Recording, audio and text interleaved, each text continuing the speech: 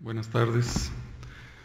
Pues sí, como vemos, cada vez nos acercamos más a sacar una cita con el doctor Aguilera. Espero que todavía tarde un poco eso.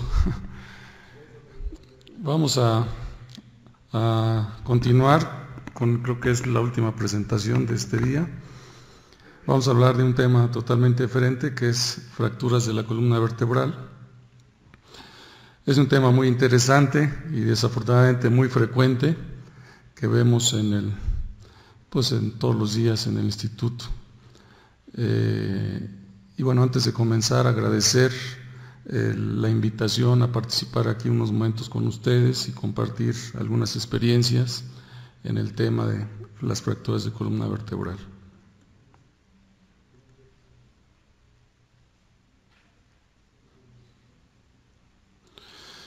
Bueno, ya entrando de lleno, probablemente estas son las tres principales causas de fracturas de columna vertebral. A lo mejor en algunos reportes, en algunos congresos mencionan que son las caídas, en otros que los accidentes automovilísticos. Realmente puede ser una, puede ser otra la causa, pero bueno, creo que las dos primeras son las principales causas de fracturas de la columna vertebral. Las caídas, bueno, puede ser caída de un árbol, puede ser caída de una escalera, puede ser caída de un primero, segundo piso, etcétera. Los accidentes automovilísticos pues pueden ser de todo tipo, ¿no? Y ahora, pues desafortunadamente más común en estos momentos, las heridas por proyectil de arma de fuego. Uno de los accidentes que más frecuentemente vemos es el choque, cuando estamos ya sea detenidos o cuando vamos a alguna velocidad baja a lo mejor y nos llega un automóvil por atrás, nos golpea y pues la cabeza lo que hace es esto, ¿no? Un mecanismo de latigazo, la cabeza es impulsada hacia adelante y luego pues por la inercia impulsada hacia atrás. Y este movimiento usualmente no produce una lesión severa, usualmente produce a lo mejor un estiramiento muscular, a lo mejor si es más un poquito de estiramiento de ligamentos, y en pocos casos puede producir lesiones ya, además de los ligamentos, incluso de los discos intervertebrales, ¿no? Que en algunas ocasiones puede ser graves. Uno de los mecanismos que afortunadamente no muy frecuente, pero sucede, y que pareciera que no hay razón para que suceda, pero pues se ve, y es los clavados en aguas poco profundas, a lo mejor en condiciones de alcoholismo, en condiciones de drogadicción, pero muchas veces incluso en personas que están totalmente sanas, que no han ingerido ninguna droga, les llega a suceder y ocasiona muchas veces lesiones realmente devastadoras, ¿no? Lesiones muy graves. Lo que es importante es el manejo inicial. Cuando se sospecha una lesión de la columna vertebral es muy importante el manejo cuidadoso. Usualmente se requiere de varias personas para transportar un paciente del sitio del accidente al hospital, hacerlo en forma cuidadosa para que la lesión que supuestamente tiene el paciente pues no se haga mayor, y a lo mejor no tanto la lesión sobre la columna vertebral, sino la lesión sobre estructuras neurológicas, ¿no? Que puede hacerse más grave, puede hacerse definitiva, puede hacerse más severa si el manejo no es cuidadoso desde el momento que sucede el accidente, aunque muchas veces, supongo por las condiciones del accidente, que hay fuego, que hay algún riesgo de explosión, a lo mejor no se puede hacer este tipo de maniobras y el paciente se tiene que sacar rápidamente o se tiene que sacar pues a lo mejor no tan cuidadosamente, pero bueno, lo recomendable es que se haga de esta manera para evitar un movimiento brusco de una columna que se supone puede estar lesionada, ¿no? Un aspecto importante que muchas veces pasa desapercibido, es común en pacientes mayores, pacientes de tercera edad, que sufren a lo mejor una caída no muy severa al ir caminando, que pacientes que por su edad tienen dificultades para caminar, sufren alguna caída, a lo mejor de su altura, se golpean contra una silla, contra un mueble, etcétera, y nos llegan a urgencias a lo mejor con un déficit neurológico de un brazo, una pierna, y bueno, pensamos que es pues una simple caída, que no tiene nada que ver, pero como lo vamos a ver más adelante, recordemos que estos pacientes, así como hay un proceso degenerativo de las rodillas, de la cadera, como ya nos habló el doctor Aguilera, pues también pacientes de la tercera edad tienen un proceso degenerativo de la columna vertebral que hace que con un pequeño accidente puedan sufrir alguna lesión de tipo neurológico. Generalmente esto es en el cuello, ¿no? Probablemente no en la espalda, no en la región lumbar, pero sí probablemente en el cuello. Por las condiciones ya de su columna vertebral, fácilmente se puede producir una afección neurológica por un traumatismo que a lo mejor consideramos no muy severo, ¿no? Pacientes que llegan a urgencias en estado de inconsciencia, con una herida a lo mejor que sangra mucho en la cabeza, debemos de sospechar que pueda tener una lesión en la columna vertebral. Entonces es importante, si el paciente está inconsciente, que no manifiesta dolor, que no da síntomas o signos de un déficit neurológico de extremidades, pues es importante corroborar si este paciente no tiene un daño a la columna vertebral. Entonces habrá que hacer radiografías de la columna vertebral para descartar esto, ¿no?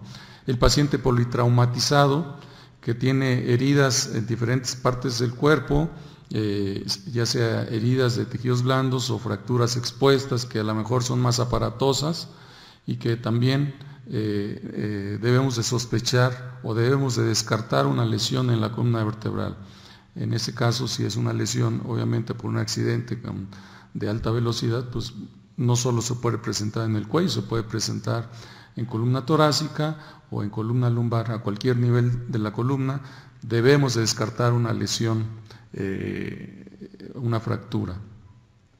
Y obviamente el paciente alcohólico o paciente bajo efectos de alguna droga que sufre una caída en unas escaleras, pues lógicamente tiene más riesgo de sufrir una lesión en la columna vertebral, por lo que también, si nos llega a urgencias, pues es importante hacer estudios, hacer por lo menos radiografías para descartar una lesión de este tipo, ¿no? Les decía, ya en el hospital pues es importante la movilización cuidadosa del cuello.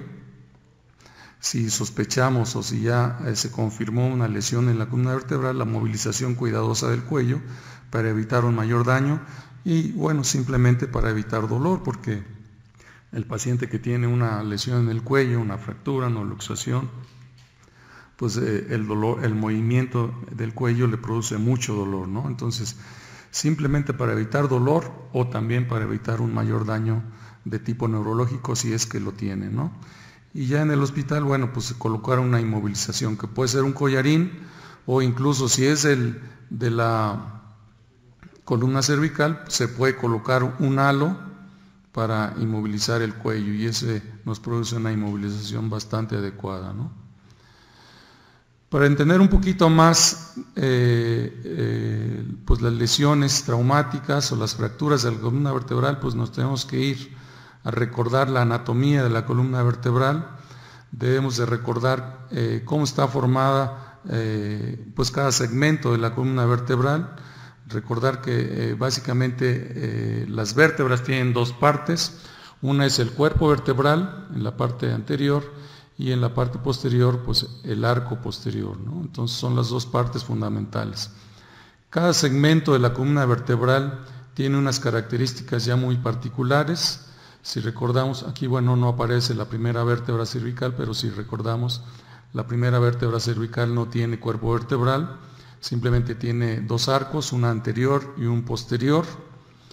La segunda vértebra cervical, además del cuerpo vertebral, tiene un proceso o una apófisis, que es la apófisis odontoides, que es una característica que es la única vértebra que la tiene, ¿no? Entonces, todas esas características pues hacen que la situación de las lesiones traumáticas sean muy particulares, ¿no? En la columna torácica, bueno, tenemos nuevamente las mismas características que mencionábamos, un cuerpo vertebral, un arco posterior.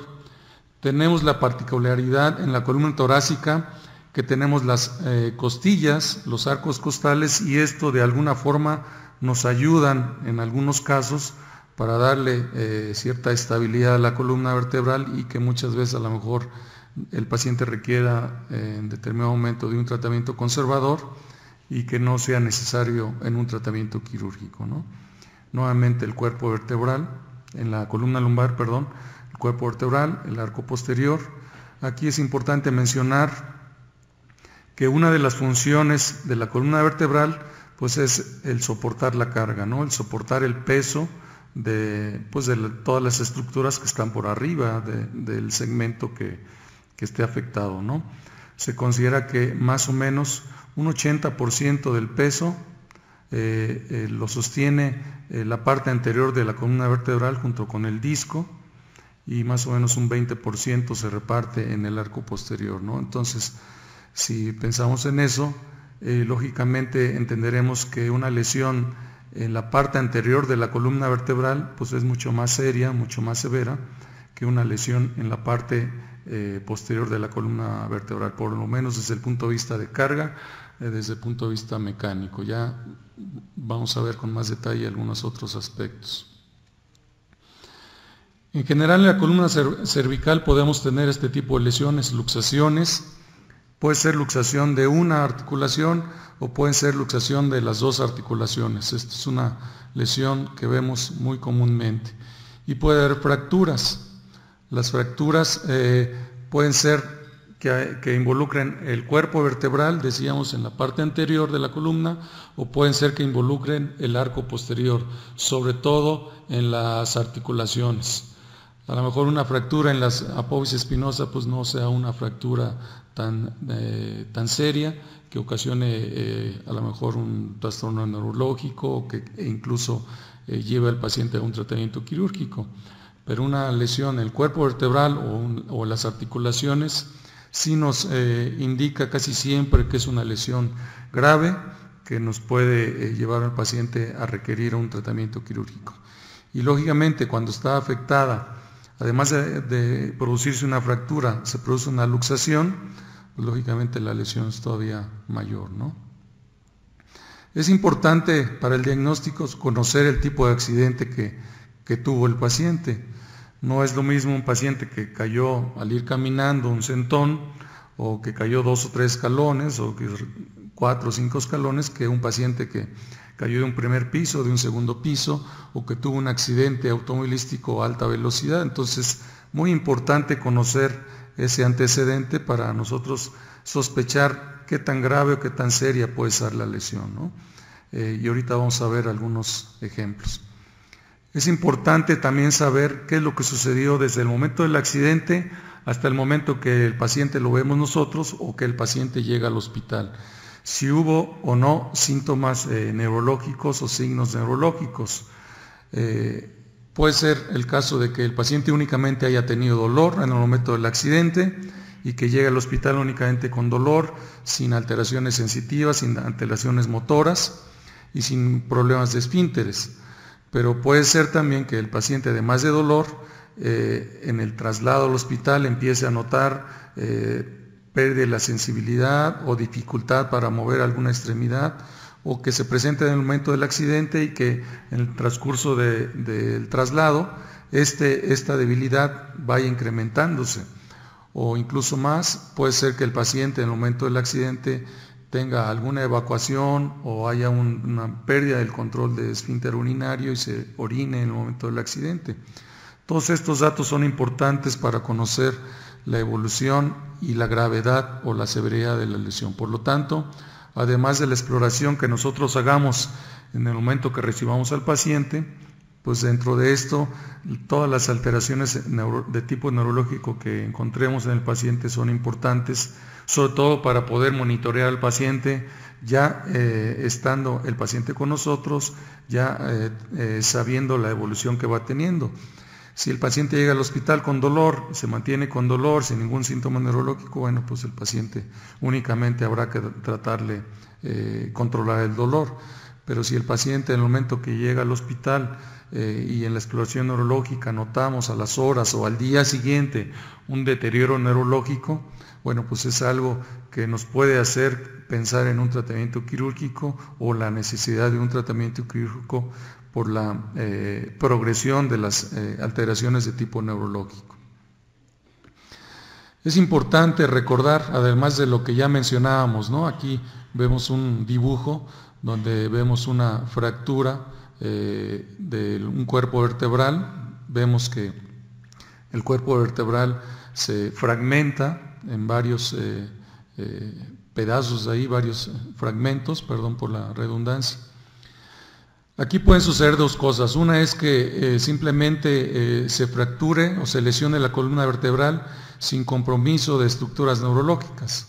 O como muestra el dibujo, los fragmentos, además de que haya una fragmentación del cuerpo vertebral, estos invadan el conducto raquídeo, invadan la zona de la médula espinal en este caso, y entonces esto nos produzcan una lesión de tipo neurológico, ¿no? Que pueden ser múltiples, desde un simple déficit sensitivo hasta un déficit completo, tanto motor, sensitivo y de esfínteres, ¿no? Entonces, esto es lo grave de la lesión o de las fracturas y de las lesiones traumáticas de la columna vertebral, ¿no? Que afectan no solo la estructura ósea, la estructura ligamentaria, sino afectan en forma importante y en forma frecuente, desafortunadamente, las estructuras neurológicas.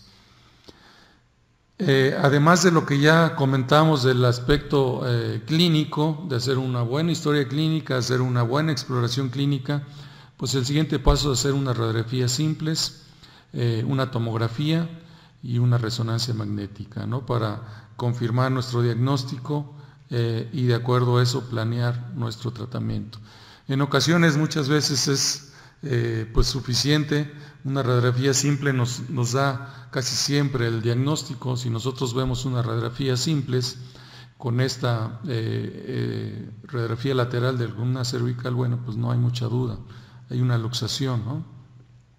Aquí, si vemos, hay una incongruencia total de la articulación de la columna cervical. Si vemos, todas estas articulaciones están alineadas una sobre otra, la de arriba por detrás de la de abajo y así sucesivamente. Sin embargo, esta normalmente debería estar sobre esta. Entonces vemos aquí como hay una luxación,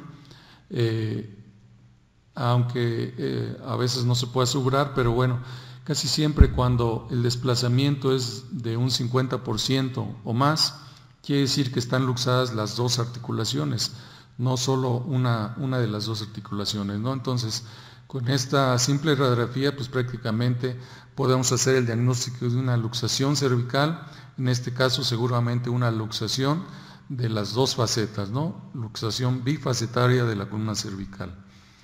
En este caso, pues casi podemos asegurar también que no hay lesión ósea. La lesión es exclusivamente sobre los tejidos blandos y en este caso, pues el ligamento longitudinal anterior, que es el que va por acá, el disco intervertebral se tiene que dañar casi siempre para producirse esta luxación, las cápsulas articulares, los ligamentos posteriores de la columna, todos los tejidos blandos que abarcan desde la parte posterior hasta la parte anterior de la columna cervical prácticamente se tienen que romper para que se produzca una luxación, ¿no? Aunque, bueno, si vemos así la radiografía simple, pues da la impresión de que no es algo serio, pero bueno, para producirse esto, pues sí se tiene que romper o lesionar toda una serie de estructuras ligamentarias, en este caso incluyendo el disco intervertebral, ¿no? Y en este caso, bueno, es otro ejemplo. En este caso, pues todas las estructuras ligamentarias aparentemente están íntegras y lo que sucede es que el cuerpo vertebral se fracturó y vemos aquí la lesión, ¿no? Aquí vemos un fragmento de este cuerpo vertebral que está desplazado hacia adelante. Y lo más serio de este tipo de lesiones, pues no tanto es este fragmento, porque este fragmento realmente no produce ninguna alteración. El problema es que cuando se produce este tipo de fracturas, la parte de atrás del cuerpo vertebral, esto como que se impulsa o es desplazada hacia atrás y frecuentemente produce una lesión en la médula espinal, ¿no? Entonces la lesión más importante es en esta zona, no tanto en esta zona, ¿no? Entonces, pero en este caso, a diferencia de este, pues las estructuras ligamentarias prácticamente están íntegras. A lo mejor seguramente el disco aquí y acá está lesionado. Eso pues a lo mejor lo podríamos corroborar con una resonancia magnética, ¿no? Otro tipo de lesiones, en este caso vemos, es una radiografía también simple donde vemos una fractura de la segunda vértebra cervical. Aquí está separado el 2 en dos, la vértebra, el axis. Si vemos el cuerpo vertebral prácticamente junto con la poisoodontoides se desplazó hacia adelante, aquí vemos un pequeño escalón y el arco posterior pues prácticamente quedó en su lugar. Entonces en este caso pues quedó como una diastasis del arco posterior y del cuerpo vertebral, ¿no? Se separó en las dos partes que comentábamos al principio, que forma todas las vértebras. Por un lado el cuerpo vertebral y por otro el arco posterior, ¿no? Aquí vemos otro ejemplo igual. Aquí se ve una separación importante. Aquí más que separación se ve una angulación. El cuerpo vertebral del axis no se ve realmente desplazado, sino se ve angulado, ¿no? Entonces son fracturas de diferente tipo que se pueden presentar. Y en este dibujo, bueno, vemos lo que comentábamos en esta imagen. Que en la radiografía simple pues a lo mejor no tenemos una idea de lo que sucede, pero ya en una resonancia magnética vemos la severidad de la lesión. Y además de todas las estructuras blandas que se lesionen, pues aquí desafortunadamente la médula espinal queda atrapada dentro de ese desplazamiento y casi siempre una lesión de este tipo nos produce una parálisis definitiva, o una lesión neurológica completa e irreversible de la médula espinal, ¿no? Puede producirse también herniaciones. Aquí vemos en este dibujo la salida del tejido discal, 1 o 2 niveles.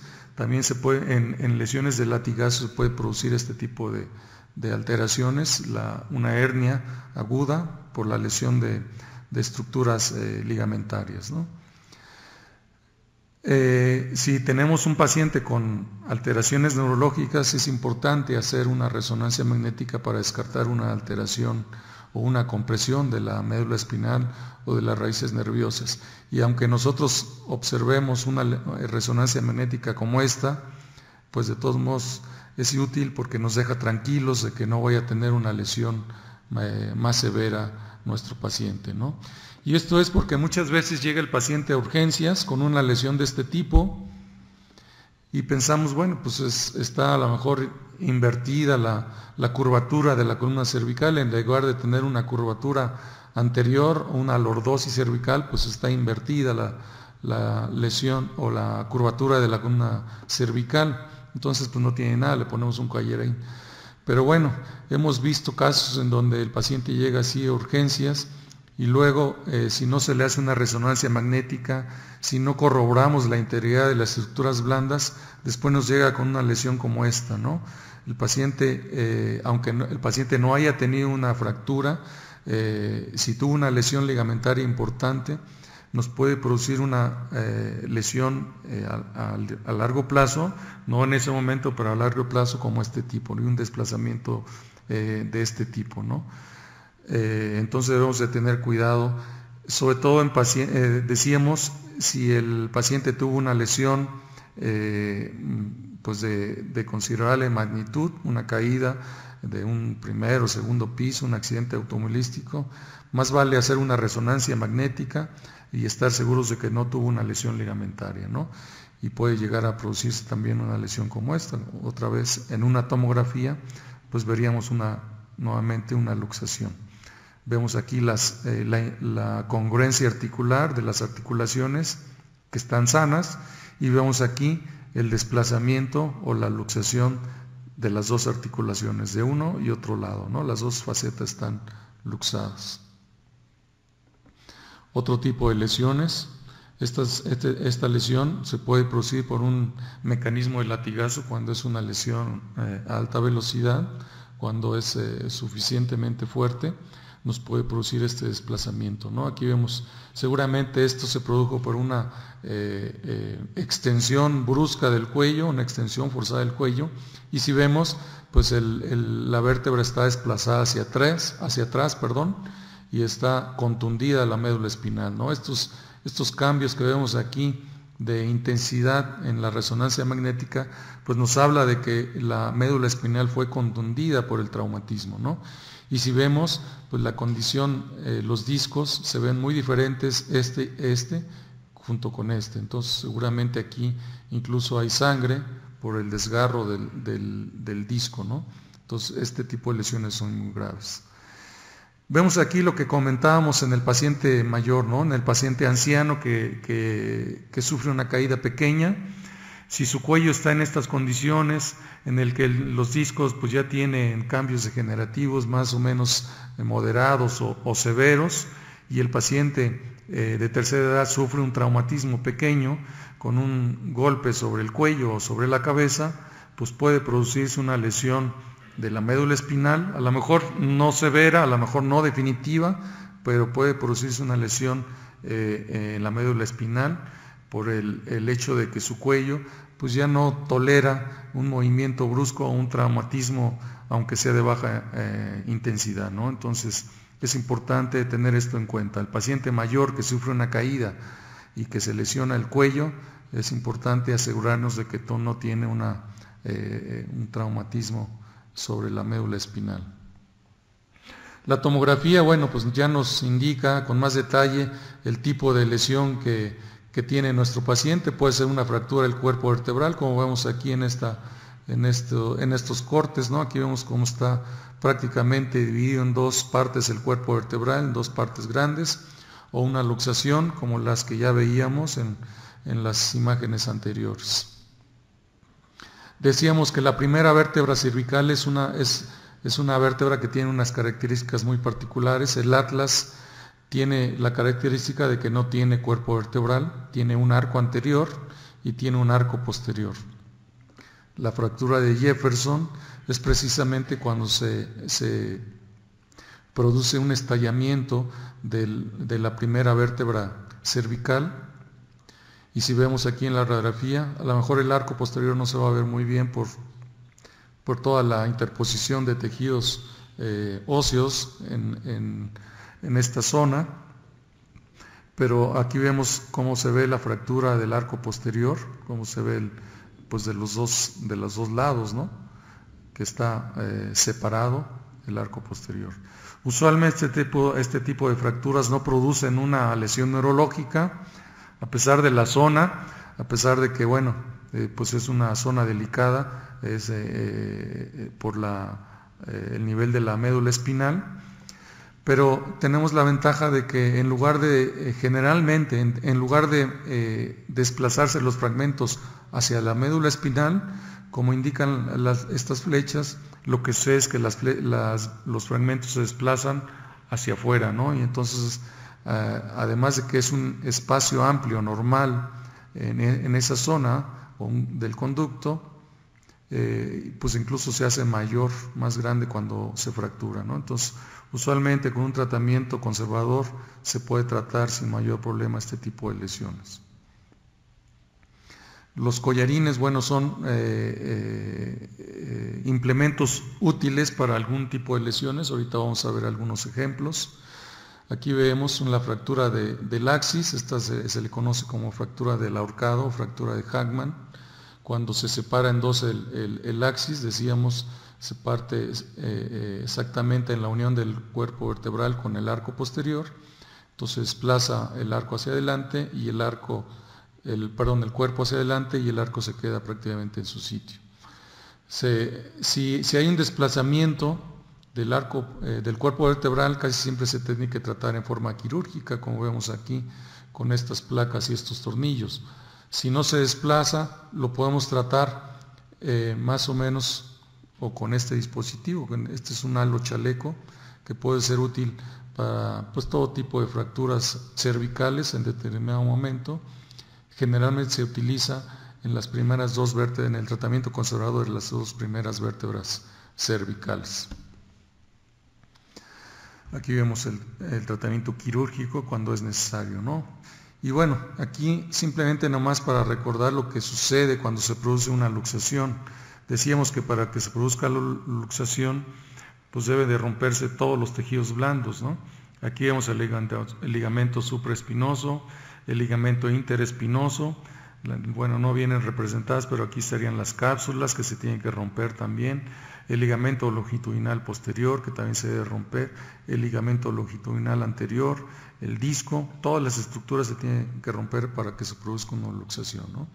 Y vemos lo que sucede aquí en un corte de cadáver, en una persona que sufrió una lesión de este tipo.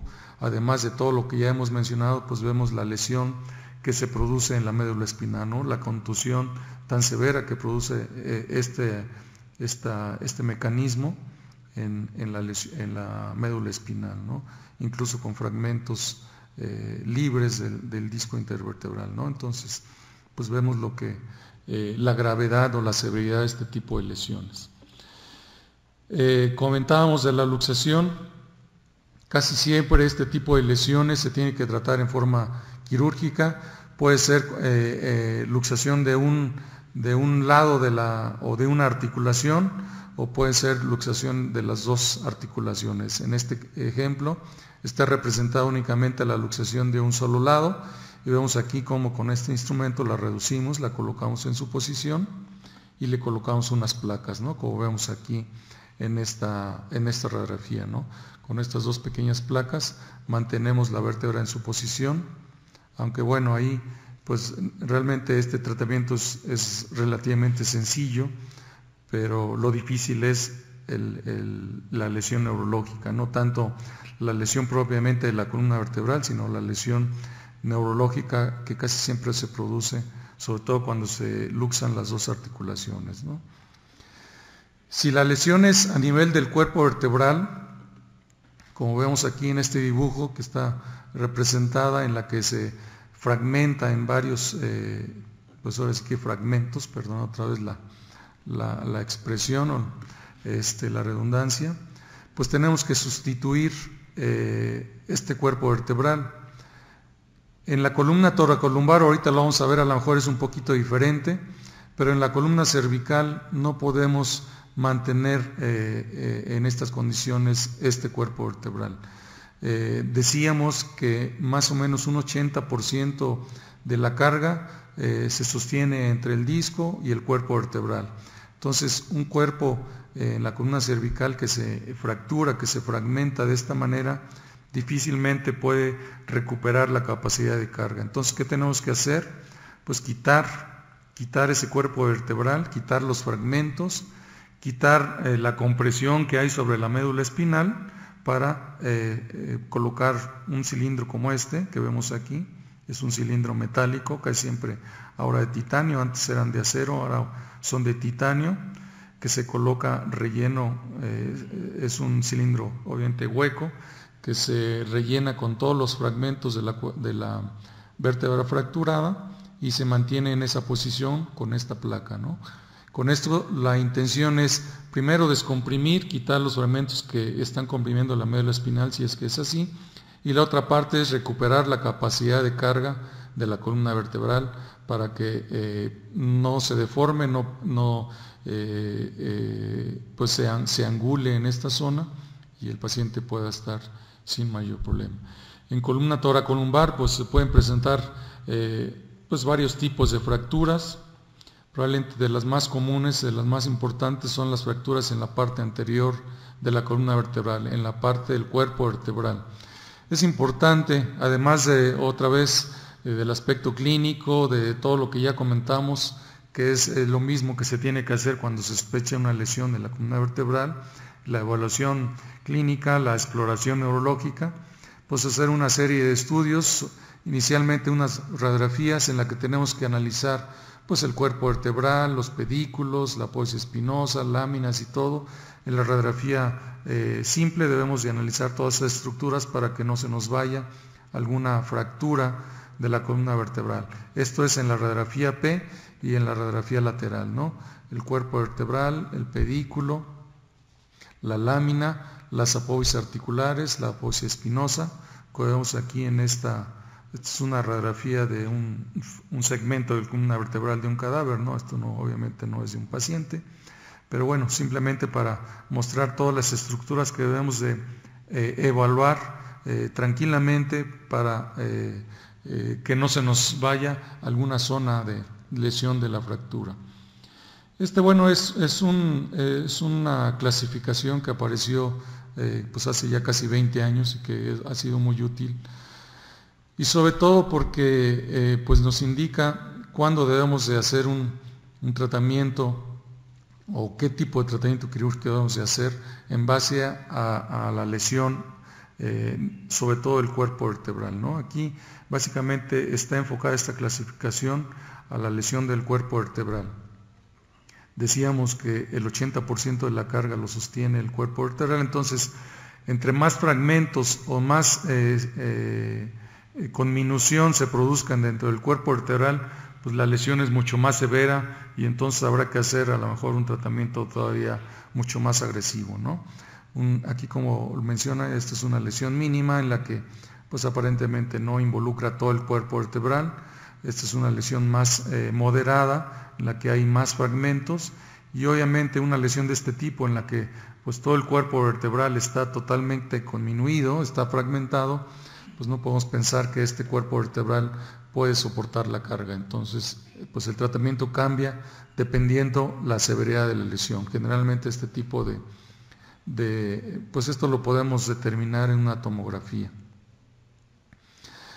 Es muy diferente el paciente que tiene una fractura de la columna vertebral y no tiene lesión neurológica, porque su tratamiento, podemos decir, es muy sencillo, entre comillas, ¿no? Es muy fácil. El paciente llega al hospital, si no requiere tratamiento quirúrgico, le ponemos a lo mejor un corset, ya sea de fibra de vidrio, le ponemos un corset de aluminio, o lo operamos y 2 o 3 días después está en su casa caminando, pues a lo mejor con algunas pequeñas molestias, con analgésicos, y en 3, a lo mejor 2, 3 meses el paciente casi está recobrando sus actividades habituales. Sin embargo, es muy diferente cuando el paciente tiene una lesión neurológica, ya sea parcial o completa, pues todo esto cambia, ¿no?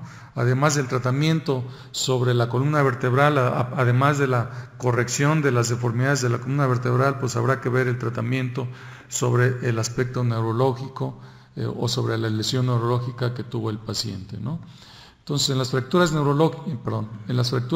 toracolumbares, el tratamiento puede ser muy simple. Si se produce una fisura, a lo mejor como esta, pues si le ponemos un corset, a lo mejor será suficiente, ¿no?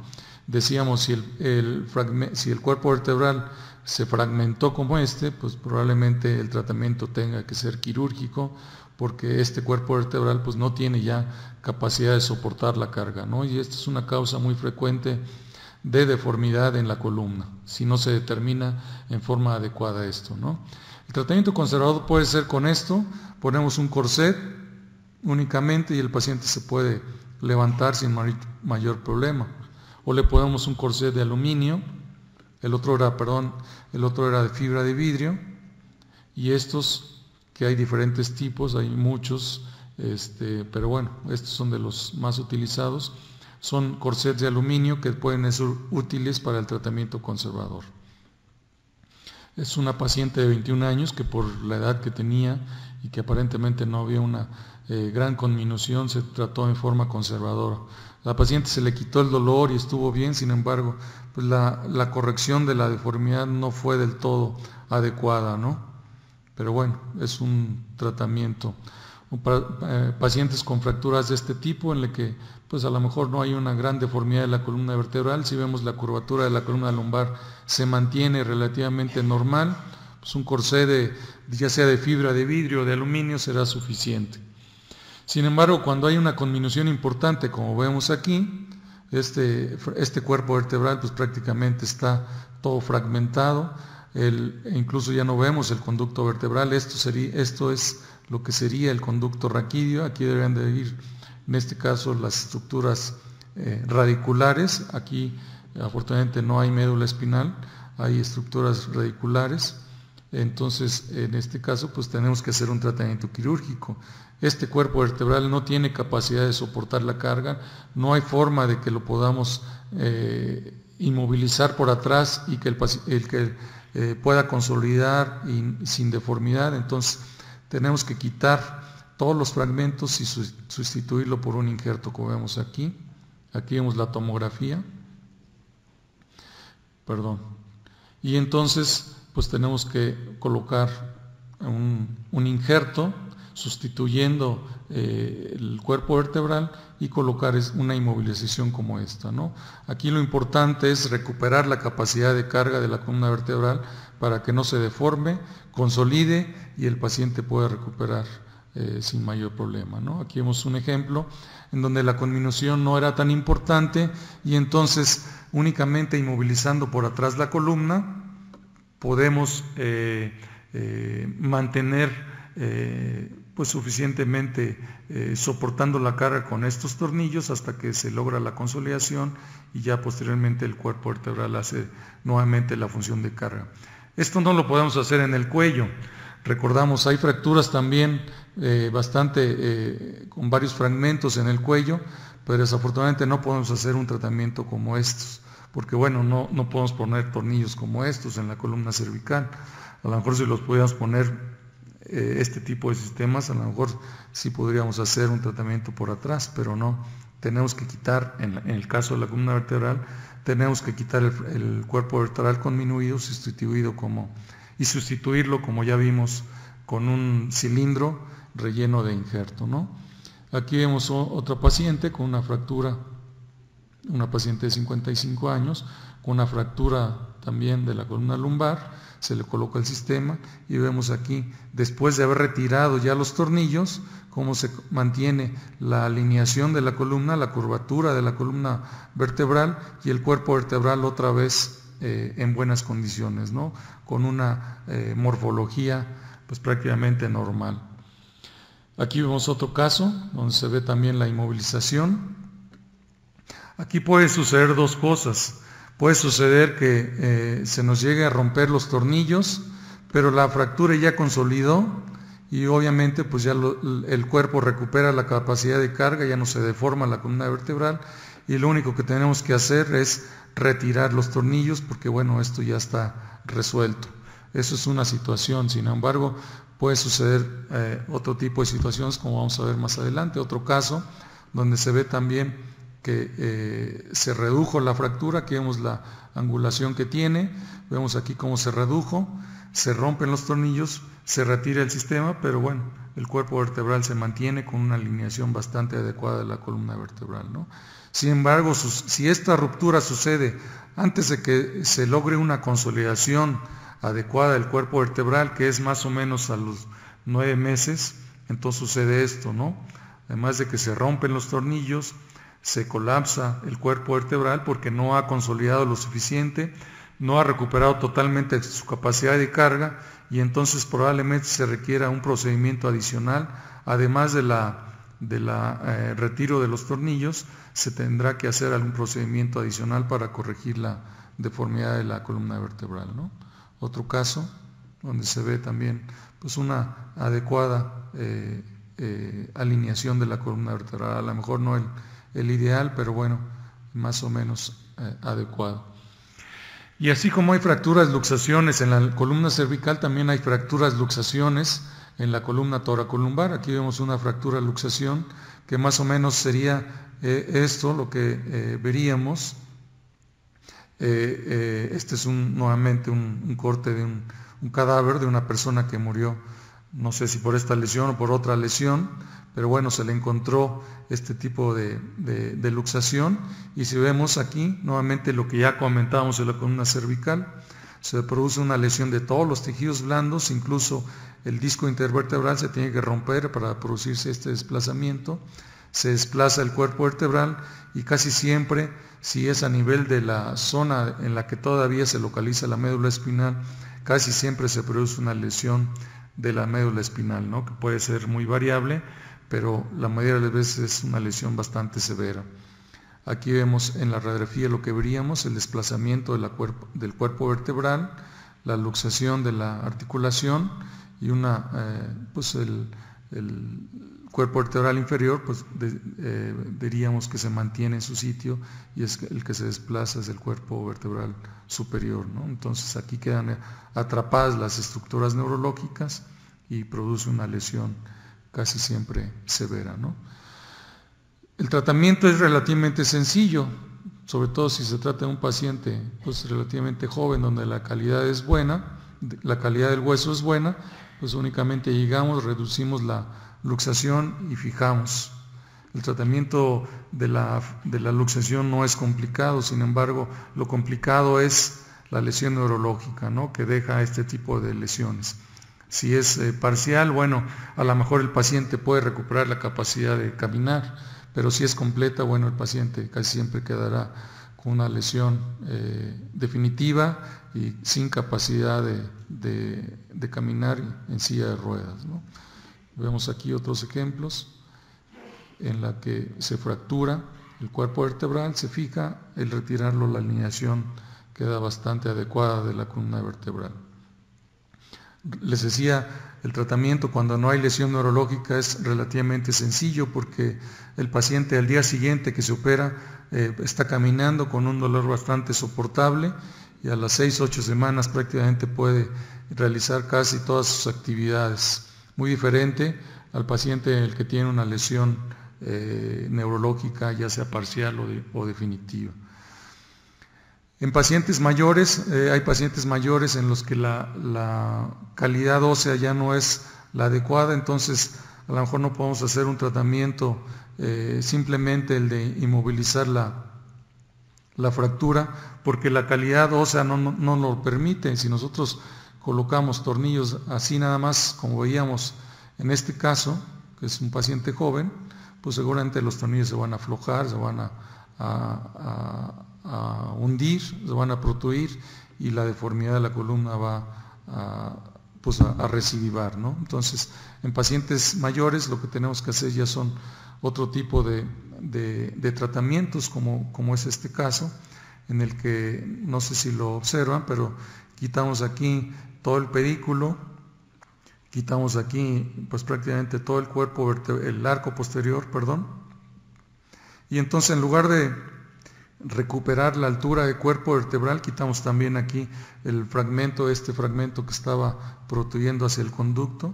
En lugar de recuperar la altura del cuerpo vertebral, únicamente lo que hacemos es mantener ese colapso y únicamente quitamos una parte de hueso en la parte posterior de la columna lumbar, en este caso, e inmovilizamos con estos tornillos para que inmovilice. Entonces, en lugar de recuperar la altura completa, únicamente el hueso fracturado en esa parte queda en cierta forma compactado, con relativamente capacidad de carga, ayudado junto con estos tornillos hasta lograr la consolidación y mientras, bueno, se mantiene inmovilizada la vértebra en una posición pues realmente normal.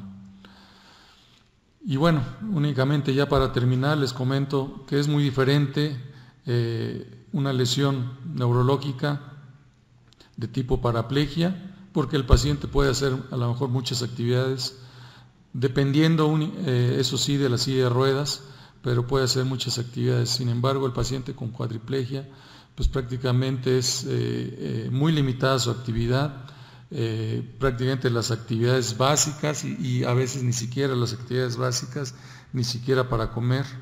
Entonces, recordar que las lesiones o las fracturas de la columna vertebral desafortunadamente con frecuencia se acompañan de lesiones neurológicas en menor grado, y que estas lesiones neurológicas en la mayoría de los casos son definitivas. Algunos casos mejoran, pero desafortunadamente no como quisiéramos, ¿no? La mayoría se mantienen, únicamente evitamos a lo mejor un mayor deterioro o el paciente presenta una lesión pues para todo el resto de su vida, ¿no? Que es realmente devastador una lesión de este tipo.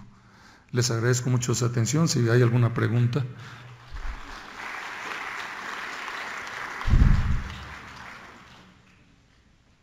¿Alguna pregunta para el doctor Rosales? Doctor, perdón, doctora.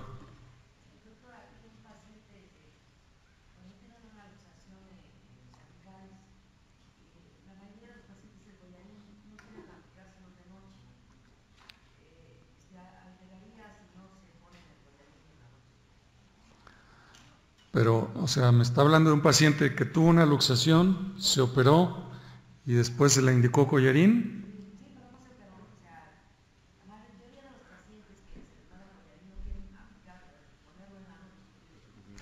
Pero, sí, pero entonces a lo mejor lo que me está hablando es de un esguince cervical. Ok. Pues anteriormente, me acuerdo, a lo mejor hace 20 años, usábamos, dependiendo de la severidad del esguince, ¿no? Pero usualmente en un esguince moderado o severo lo recomendábamos utilizar hasta 6, 8 semanas, ¿no? Últimamente se ha visto que el collarín realmente no se debe utilizar tanto tiempo, a lo mejor 7, 10 días o incluso hasta menos. Muchas veces cuando el paciente ya se le quita el dolor y ya puede mover su cuello bien, sin mayor problema, es suficiente. Entonces realmente en la noche no es indispensable que lo utilice si no hay dolor.